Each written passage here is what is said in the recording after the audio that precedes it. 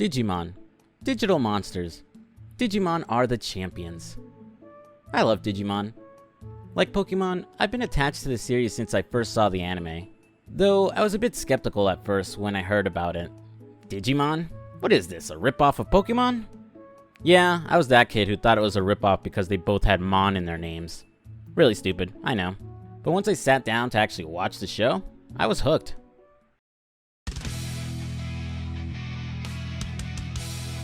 The original series stars a group of Japanese kids at summer camp who get isekai'd to the digital world. They team up with talking digital monsters, or Digimon if you will, to fight evil and find a way to get back home. It was so different from Pokemon. For one, their partners could speak.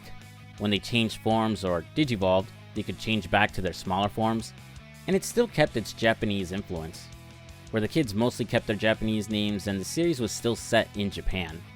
By contrast, Pokemon westernized everything about its show, erasing signs with Japanese text and changing food like rice balls into jelly donuts for some reason. With the huge success of the first anime, the series spawned a huge media empire, with sequel seasons of the show, toys, trading cards, and of course, video games. Digimon kicked off its entrance into the video game world with a trilogy of games on the PlayStation, and unlike Pokemon, the Digimon World games are vastly different from each other.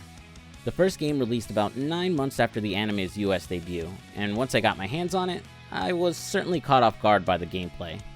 Unlike Pokemon where you captured monsters and got into RPG battles, the first Digimon World was more like a pet raising sim with battle aspects, and it had a steep learning curve compared to Pokemon.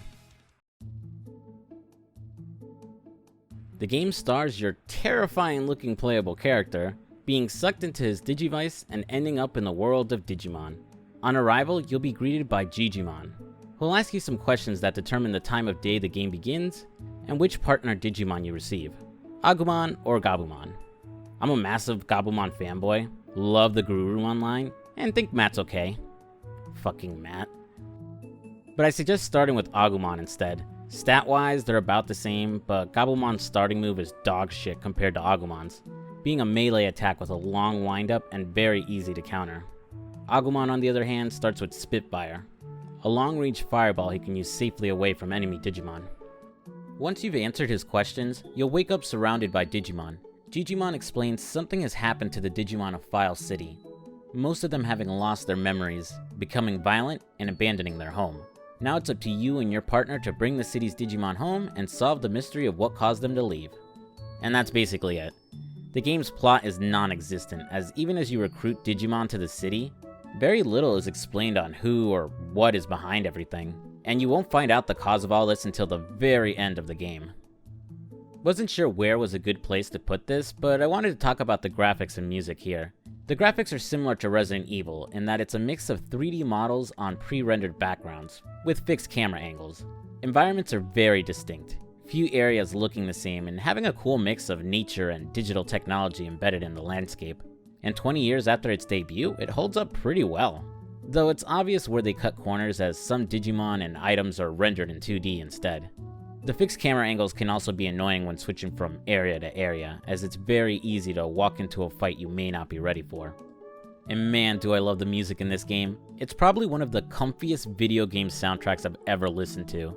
Despite how frustrating the game can get at times, I can't help but relax listening to certain tunes.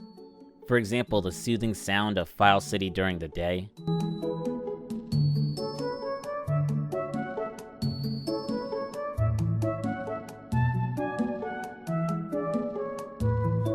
The sereneness of File City at night.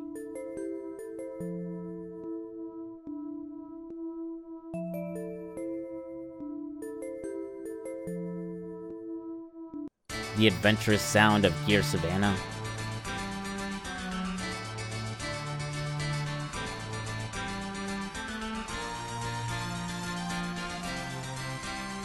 Or the creepiness of Overdell Cemetery.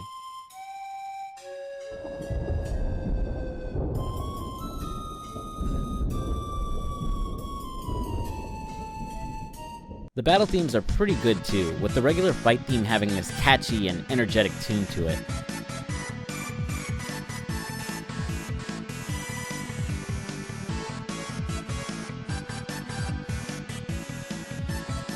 and boss battles having a more intense and dramatic sound to it.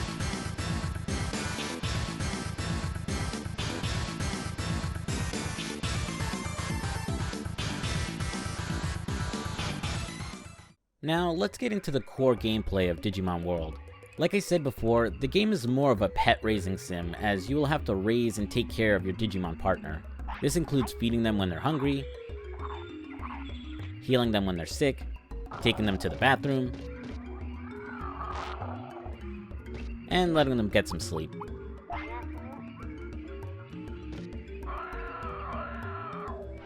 But also scolding them when they disobey, and praising them whenever you can. How well you take care of your Digimon will determine how happy it is, but more importantly, how long it will live. Just like a real pet. Go figure. Besides regular pet care, you can also raise your Digimon stats for battle. Your partner will gain some random stat increases from battle, but the best way to train them up is to use the various gyms scattered on the island. Depending on the equipment available, you'll be able to raise your Digimon stats in HP, MP, attack, defense, speed, and brain. Digimon battles aren't random or turn-based like Pokemon. The action takes place in real time, and with the Digimon visible on screen before starting a fight. How much control you have over your Digimon in battle depends on how high its brain stat is.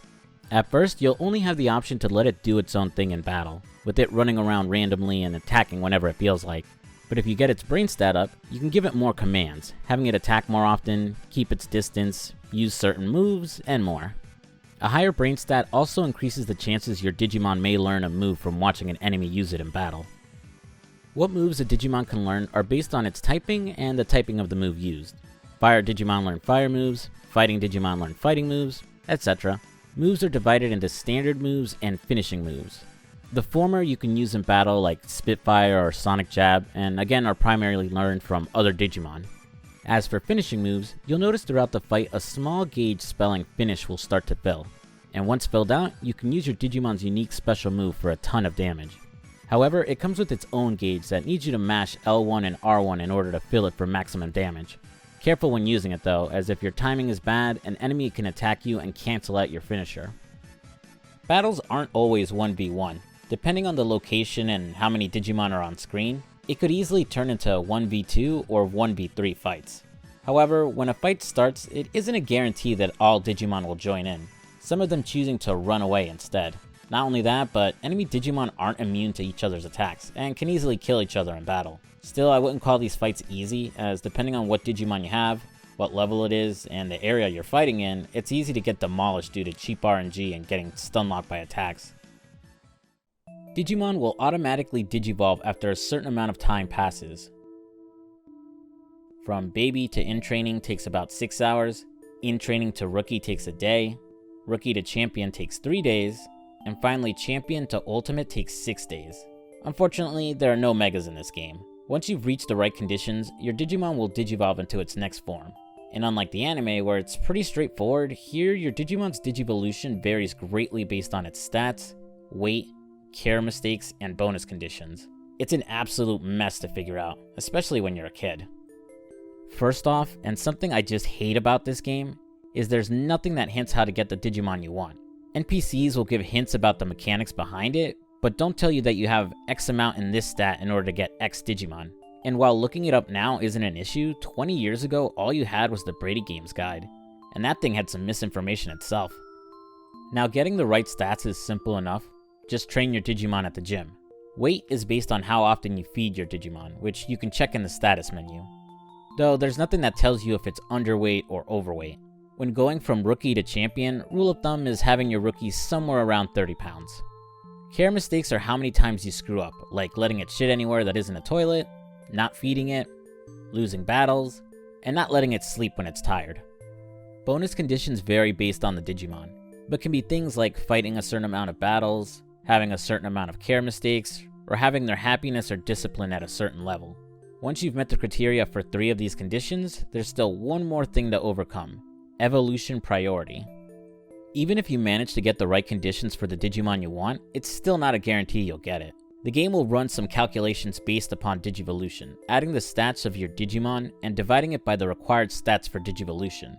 From there, it runs a priority check for a Digimon based off of where it is on the Digivolution chart, and decides what your Digimon will turn into. If your Digimon fails to meet any of the right conditions for Digivolution though, you'll end up with a crappy Numamon that is garbage in battle and will most likely end up getting itself killed.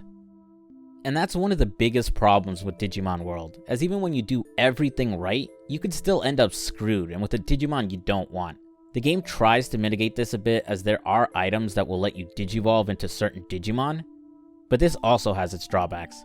First is that the items are rare and hard to find, and more importantly, if you use these items as a way to Digivolve, you end up shortening your Digimon's lifespan by a few days, so why even bother? You can get your super strong ultimate Digimon only for him to die the next day before you could even use him. Rant about Digivolving over, let's go back to the main goal of the game, recruiting Digimon to File City. Scattered all over the island were the previous inhabitants of the city. Your job is to find them and convince them to come back. This is done in a few ways, either beating them in battle, just straight up asking them to come back, or doing a favor for them. Recruiting Digimon will add new services to the city, change its look, and raise its prosperity rating. Your prosperity rating is how well the city is doing as you recruit Digimon, with the level of the Digimon giving a different amount of prosperity points. Rookies bring 1 point, champions bring 2, and ultimates bring 3.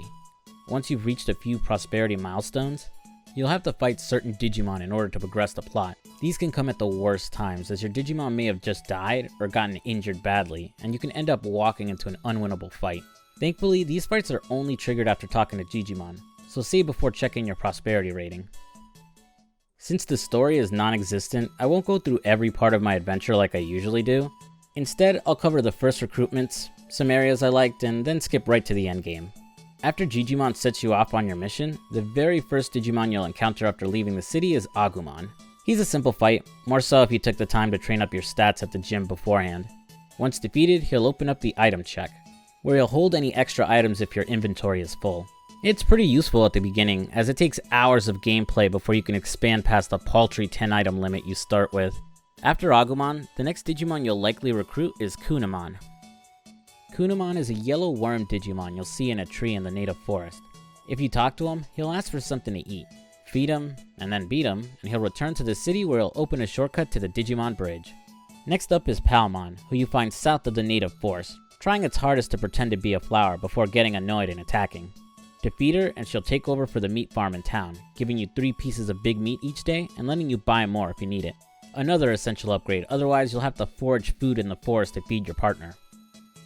Despite having a path to the Digimon Bridge, it's unfortunately out of commission at the moment.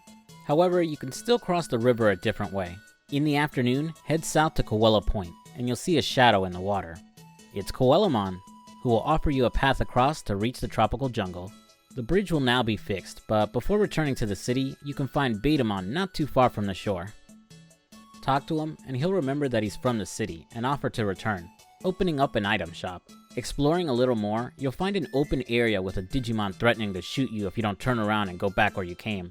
Ignore his threat and survive his onslaught of shots to find Centauriamon. He'll apologize for his behavior, open the path to the ancient Dino region, and join the city to open a clinic, where he'll sell medicine and heal your Digimon if they're tired. Finally cross the bridge and return to Koella Point, where Koellamon will join the city, and help Betamon in running the item shop. From here, the island really opens up and you're free to go in any direction you like. You can head west toward the Dromojimon Tunnel and help the Digimon there with some construction work, or you can head east past the tropical jungle to explore the newly opened ancient Dino region, or cross the invisible bridge to the Great Canyon. One of my favorite areas in the game, and one annoyingly gated off if you don't have a virus-type Digimon, is Greylord's Mansion and Overdell. The music here has this theatrical tone to it that reminds me of The Nightmare Before Christmas, but what I love the most here is its design. It's just one huge shout out to the Spencer Mansion from Resident Evil. While not one for one, the layout of Greylord's Mansion is pretty close to the Spencer Mansion, just on a smaller scale.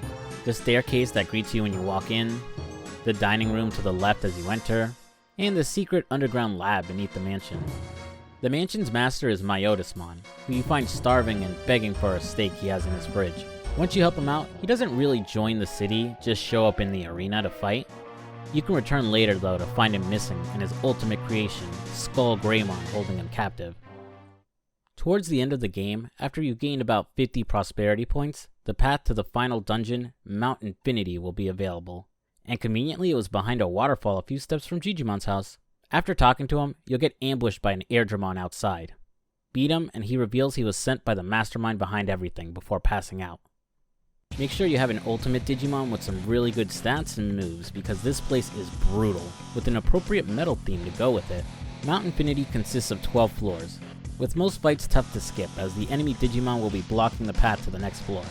On the way up, you'll fight your way through Devimon, Megadramon, and finally Metal Greymon, before the mastermind behind everything shows himself, the all-powerful Analog Man.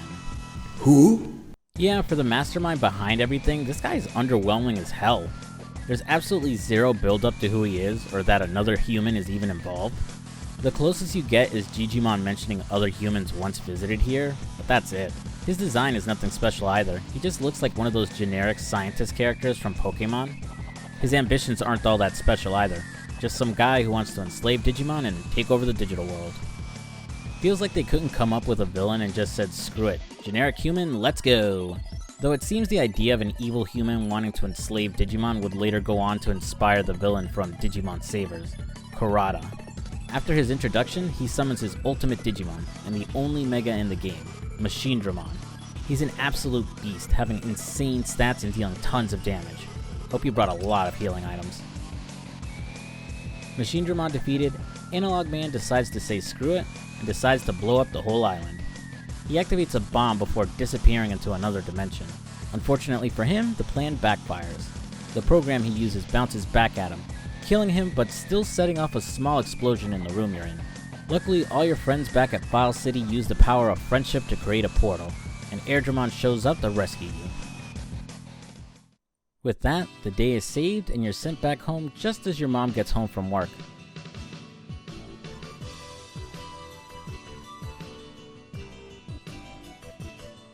And that's Digimon World. With the game beaten, you can return to the digital world to recruit any Digimon still wandering around, or fight the spirit of Analog Man in a beefed up Machinedramon. So how do I feel about the game? A bit mixed, honestly.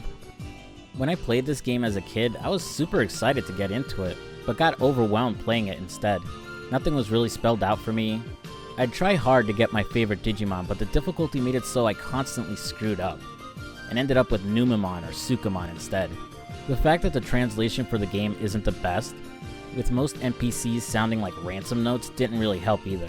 Add in how insanely buggy it was, with a tiny scratch on the disc being enough to break the game in certain places, and I abandoned the game in frustration. Fast forward to a few years ago when I gave the game another chance, and my opinion completely flipped. Thanks to 2 decades having passed and the internet making the info about the game super accessible and easy to digest, I had no problem with this game. I knew what stats to raise, how to properly take care of my Digimon, and where to go to recruit Digimon. Now my city was growing, my Digimon weren't constantly dying, and I got to explore most of File City. And that feels like the game's biggest problem. It's insanely beginner unfriendly. A combination of a lack of info and bad translation makes it hard to figure things out on your own. I'm not a fan of games where you need to have a guide next to you in order to figure out what to do. I don't mind it when it's things like secret quests or items or characters. Finding that out on your own is supposed to be a reward, but when you can't progress the core of the game with the info it offers you, that seriously sucks. And no, I'm not advocating for adding a super easy mode or just holding your hand with tutorials like Nintendo does with some games. Just that you give your player a fair chance of figuring things out on their own. Because once you do, the game really opens up. You unlock things like the arena, where you can compete in tournaments, you can collect Digimon cards, you can travel to harder to reach areas, or curling. You can unlock curling, guys, your dad's favorite Olympic sport. Outside of the difficulty curve, I have issues with certain events in the game. For example, and probably the most infamous one for returning Digimon World players, Monochromon's shop. Recruiting him is one of the most obnoxious RNG bullshit I've ever encountered in a game. You have to work in his shop and make a certain amount of money in order to impress him enough to join the item shop in the city. Problem is, which Digimon comes to his shop and what they buy is completely random. You'll have to sell them what they ask for with the option to raise or lower the price. Problem is, some Digimon basically demand discounts, lowering your profit margins, and worse, they'll still storm off even if you lower the price. Add in that they could end up buying nothing but the cheapest items in store, and you're going to be working for them for a few days in order to recruit them. There's also the randomness of learning moves. Even with a high enough brain stat, it still may not happen when fighting a Digimon. Ditto, because even if you're the same type as the move that's being used, your Digimon may not even be able to use that move for whatever reason. Your Digimon dying of old age is another pet peeve I have. Dying a few times in battle is acceptable, really you only have yourself to blame. But training hard, taking care of your champion only for him to die instead of digivolving sucks. More so because it's going to take a decent amount of in-game time to get him back up to where you were before. From there, it's small nitpicky things. The game's bare-bone translation, how the music doesn't loop in certain areas and just restarts whenever you enter a new screen, the lack of a map, and the fixed camera angles leading you into unavoidable fights. But despite the frustrating nature of the game at times, it's still a fun time. You build a connection with your Digimon as you raise them up, get excited to watch them win battles, and can genuinely feel sad when they die. All the extras you can do, like fishing, collecting cards, and the arena as a whole, give you plenty to do.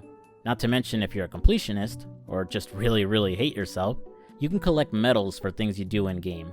Basically trophies and achievements before they were a thing. So there's always an incentive to keep playing and to come back. After this game, the series would shift more towards being a traditional RPG series, ditching the heavier pet-raising mechanics. Though it did return to this form of gameplay a few years back with Digimon World Next Order. I can't speak much about this game as I haven't played more than an hour, but you can get 2 Digimon now. The raising mechanics seem simpler, and there's an actual story now. Nice. Digimon World is far from a perfect game, but if you're willing to be patient with it and don't mind having a guide nearby, you'll find an enjoyable experience with a charming setting, amazing music, and tons to do. And that's the video. Thanks for watching, guys. Sorry for the wait. I had originally wanted this out 2 weeks after my last video, but my break ended up being longer as new games took up my attention. I started making a list of games I want to cover for October, so I'm going to manage my time better to get those out on time. Like this video, they should be on the shorter end as well. Again, thanks for watching. If you enjoyed the video, be sure to give it a like, and comment down below with what you thought. Are you a fan of this type of Digimon game, or are you more into the RPG ones? Did you watch the show growing up? If so, what was your favorite season? If you're new to my channel, and like my content, I'd appreciate it if you subscribed. I'm Fuzzy Slippers, and I'll see you later. Peace!